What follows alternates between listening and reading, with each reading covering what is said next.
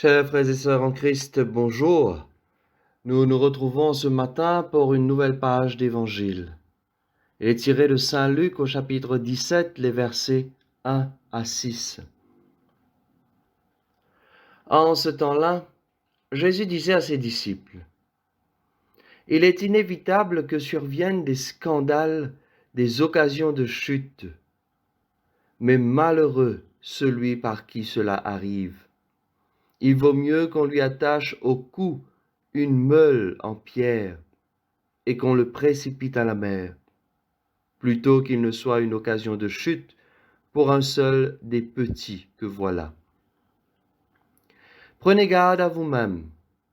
Si ton frère a commis un péché, fais-lui de vifs reproches, et s'il se repent, pardonne-lui. Même si 7 fois par jour il commet un péché contre toi, et que 7 fois de suite il revienne à toi en disant « Je me repens », tu lui pardonneras. Les apôtres dirent au Seigneur, « Augmente en nous la foi. » Le Seigneur répondit, « Si vous aviez la foi, gros comme une graine de moutarde, vous auriez dit à l'arbre que voici, déracine-toi et va te planter dans la mer, et il vous aurait obéi. »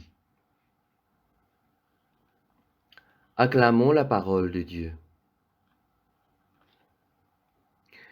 Frères et sœurs, Jésus porte son attention ce matin sur les relations fraternelles.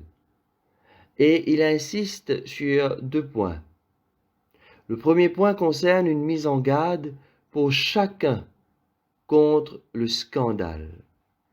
Et ici, le mot scandale est utilisé pour signifier un obstacle qu'on mettrait sur le chemin de quelqu'un pour le faire tomber, ou bien une pierre sur laquelle une personne peut trébucher.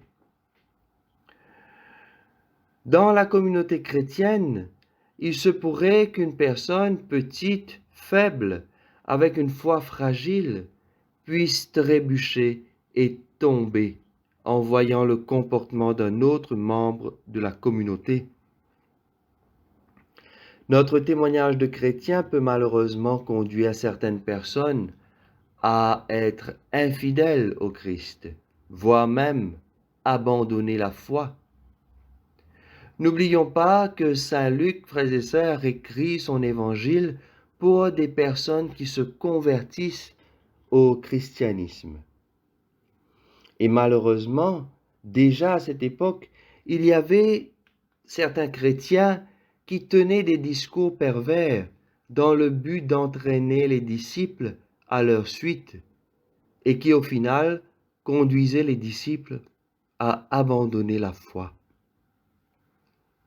Nous voyons cela encore aujourd'hui de la part de certains groupes religieux qui passent leur temps à critiquer ce qui va mal chez les autres, dans le but d'attirer plus de monde chez eux.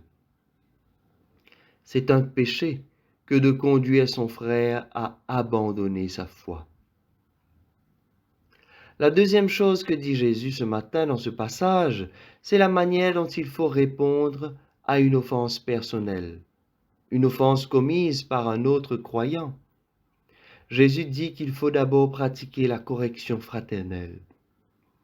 Oser dire à l'autre le mal qu'il nous a fait, et non pas garder cela en nous jusqu'à nous étouffer, car c'est ainsi que l'autre peut reconnaître son tort et se repentir.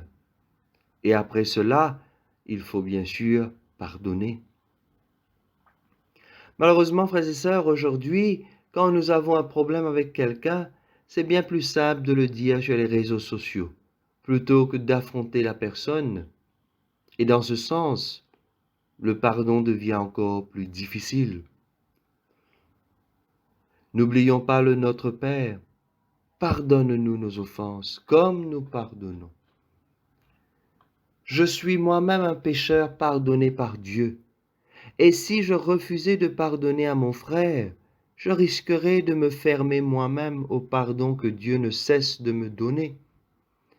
Et c'est justement à cause de notre foi, frères et sœurs, que nous sommes capables de pardonner et de demander pardon autant de fois qu'il le faut.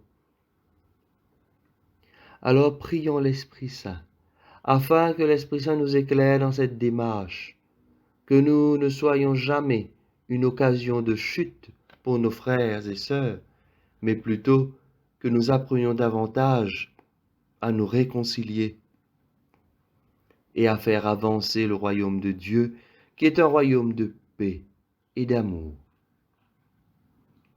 Amen. Je vous souhaite à vous toutes et à vous tous, frères et sœurs, une très belle semaine.